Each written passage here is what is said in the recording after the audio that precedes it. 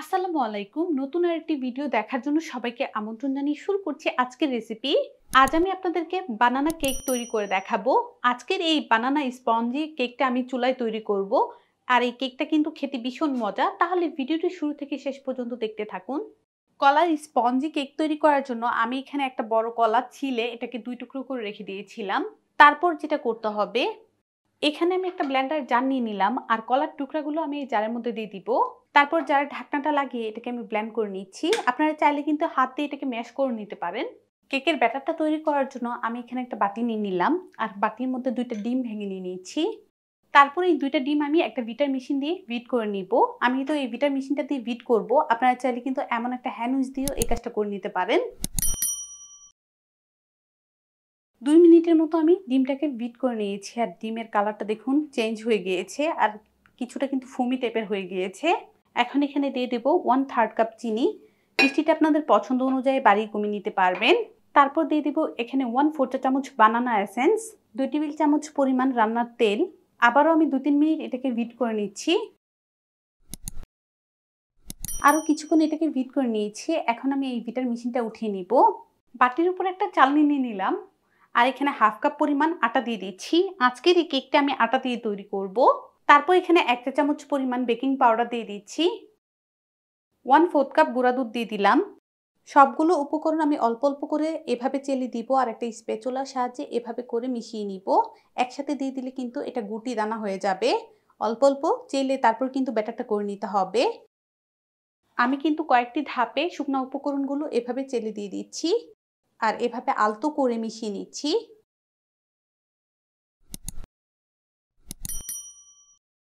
আটা দিয়ে যে এত স্পঞ্জি আর মজা কেক হয় এটা কিন্তু অনেকেরই জানা নাই। আমি কিন্তু এখানে প্যাকেটের যে আটাটা আছে সেটা নিয়েছি। অনেকেই ভাবেন যে আটা লালটাই হয়, আটা কিন্তু 2 রকম হয়, একটা হয় সাদা আর একটা লাল। সাদা আটাটা দিয়ে আজকের এই কেকটা আমি তৈরি করে নিচ্ছি। কয়েকটা ধাপে কিন্তু আমি সব উপকরণ চেলে দিয়ে দিয়েছি আর অবশিষ্ট যেগুলো আছে এগুলো আর দিব না। চালনিটা দিয়ে চালার কারণে কিন্তু এগুলো আর আমাদের কেকের ব্যাটারে যায় নাই। সাথে আমি দিয়ে দিব ওই যে কলাটাকে ব্লেন্ড করে রেখে দিয়েছিলাম সেই কলা ব্লেন্ডের পেস্টটা। আবারও আলতো করে আমি সবকিছু মিশিয়ে নিচ্ছি। সব উপকরণ আমি ভালোভাবে এই স্প্যাচুলাটা দিয়ে আলতো করে মিশিয়ে নিয়েছি আর এই যে ব্যাটারের কনসিস্টেন্সিটা ঠিক এমন একটা কনসিস্টেন্সির ব্যাটার হবে। আজকের এই কেকটা তৈরি করার জন্য আমি এখানে 6 ইঞ্চির একটা কেক মোল্ড নিয়েছি। এই মোল্ডটার মধ্যে আজকের এই কেকটা আমরা তৈরি করব। দিয়ে দিচ্ছি অল্প করে তেল। একটা ব্রাশের সাহায্যে ঠিক তেলটাকে এইভাবে ব্রাশ করে দিচ্ছি। তেলটাকে ব্রাশ করে নিলাম। তারপরে 2টা গোল করে বেকিং পেপার কেটে রেখে দিয়েছিলাম। এই বেকিং পেপারগুলো এখন এই মোল্ডের মধ্যে বসিয়ে দিচ্ছি। আপনাদের কাছে যদি এই বেকিং পেপারটা না থাকে আপনারা কিন্তু খাতায় সাদা কাগজ দিয়ে এই কাজটা করে নিতে পারবেন। বেকিং পেপারগুলো আমি বসিয়ে দিলাম। এখন যে ব্যাটারটা করে রেখে দিয়েছিলাম সেই ব্যাটারটা এখন এই মোল্ডের মধ্যে ঢেলে দিব। ব্যাটারটা কিন্তু আমি মোল্ডের মধ্যে ঢেলে দিলাম। এখন আমি হাত দিয়ে এটাকে টেপ করে দিব। ব্যাটারের মধ্যে যে এক্সট্রা বাবলসগুলো আছে সেগুলো কিন্তু এভাবে টেপ করে দিলে বের হয়ে যাবে। যেহেতু বলেছি আজকের এই কেকটা আমরা চুলায় তৈরি করব, এখন এটাকে বেক করার জন্য চুলায় নিয়ে যাব। আজকের এই কেকটা আমি প্রেসার কুকারে বানাবো, যার জন্য এখানে আমি কিছু বালি আর একটা স্ট্যান্ড দিয়ে আগে থেকে গরম করে নিয়েছিলাম। এখন কেকের মোল্ডটাকে আমি এখানে বসিয়ে দিব। কেকের মোল্ডটাকে আমি প্রেসার কুকারে বসিয়ে দিলাম আর প্রেসার কুকারের যে ঢাকনাটা এটার যে রাবারটা ছিল সেটা আর হুইসেলটা আমি খুলে নিয়েছি। এখন ঢাকনাটাকে আমি লাগিয়ে নিব। চুলা আঁচ লোতে রেখে আমি 10 মিনিট এভাবেই বসিয়ে রাখবো। একদম লো আছে আমি 10 মিনিট চুলার মধ্যে কেকটাকে এভাবেই বেক করে নিয়েছি। 10 মিনিট পর ঢাকনাটা খুলে দেখছি কি অবস্থা। এই যে মাশাআল্লাহ দেখুন কতটা ফুলেছে। এখন আমি এখানে দিয়ে দিব কিছু কাঠবাদাম কুচি আর পেস্তা বাদাম কুচি। কারো কাছে যদি বাদামটা না থাকে সেক্ষেত্রে কিন্তু আপনারা স্কিপ করে নিলেও হবে।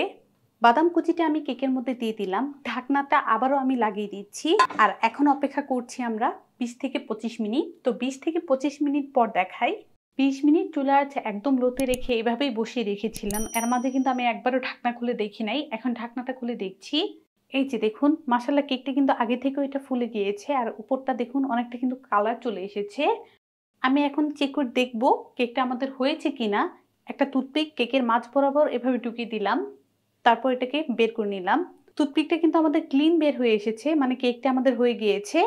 এখন যদি কেউ চান যে উপরটা আমি আরো কালার করব, সেই ক্ষেত্রে আপনারা ঢাকনা দিয়ে আরো 5 মিনিট এটাকে বসিয়ে রাখতে পারেন।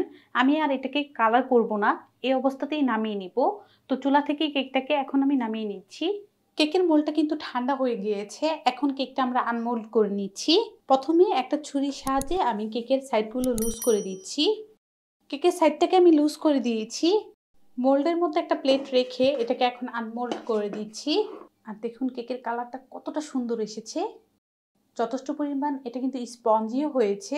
আমি আপনাদের সঙ্গে কেকটা কেটে শেয়ার করছি কতটা স্পঞ্জি হয়েছে। একটা ছুরির সাহায্যে আমি কেকটাকে মাঝ বরাবর এভাবে কেটে নিচ্ছি। আর এই যে দেখুন মাশাআল্লাহ কত সুন্দর হয়েছে, কতটা স্পঞ্জি হয়েছে কেকটা। আমি আশা করছি আমার এই কেকের রেসিপি আপনাদের ভালো লেগেছে। ভালো লাগলে অবশ্যই একটা লাইক দিবেন, চ্যানেলটাকে সাবস্ক্রাইব করবেন। সবাই ভালো থাকবেন, সুস্থ থাকবেন। আল্লাহ হাফেজ।